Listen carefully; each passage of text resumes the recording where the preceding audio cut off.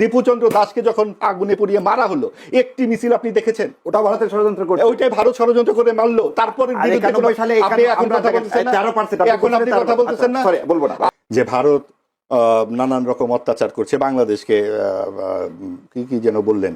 তো আসলে আমাদের যে প্রতিবেশী, তাদের সঙ্গে তো আমাদের অনেক ধরনের সম্পর্ক থাকবে।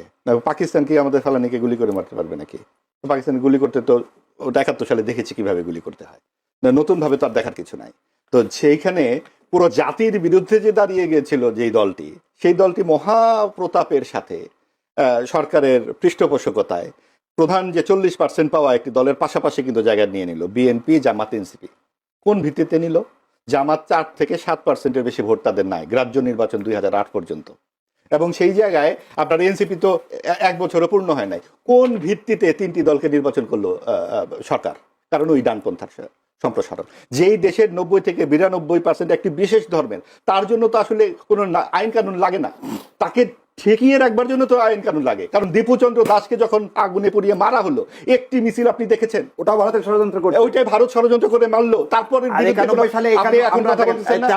এখন আপনি কথা বলতেছেন না, বলবো না। আপনি যখন দীপুচন্দ্র দাসকে যখন পুড়িয়ে মারলো, একটি মিছিল আপনি দেখেছেন?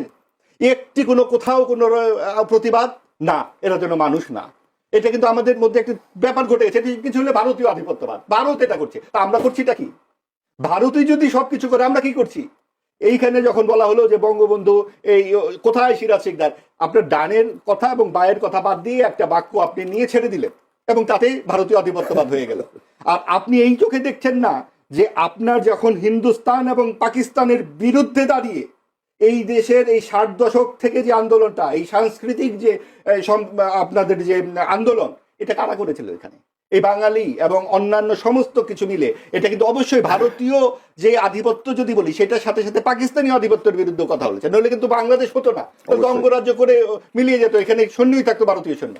আর যা যা বলা হচ্ছে তার কোনো কিছুর চিহ্ন কিন্তু আমরা দেখি নাই। এবং আপনি দেখুন যে এইখানে যে আমাদের নিজস্ব কিছু সাংস্কৃতিক যে ব্যাপারগুলো আছে, নববর্ষ বলুন, সেখানে কারা বোমা হামলা করেছে? এখানে ব্লগার গুলোর হত্যা কিভাবে হলো? সব আওয়ামী লীগের আমল এবং বিএনপির, মানে আওয়ামী লীগের নেতৃত্ব কওমি জননী হয়ে বসেছিল। ধর্মের ব্যবহারকে আওয়ামী লীগ করেনি?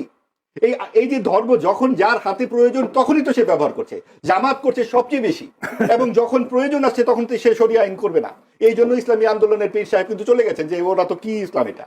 আপনি যখন ইসলামিক মনে করেন ইসলামী আন্দোলন সেই কারণে চলে গেছে, মুখে বলেছে, আমি আপনাকে আমি শুনেছি। হ্যাঁ অবশ্যই তাদের মধ্যে তো এটা নিয়ে আসন সমঝোতা ছিল, যাই বলুক, মুখে তো বলেছে ভাই।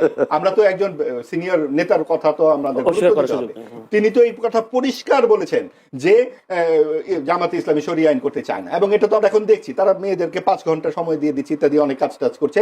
এবং এত বড় একটা দল, একজন নারী প্রার্থী নাই।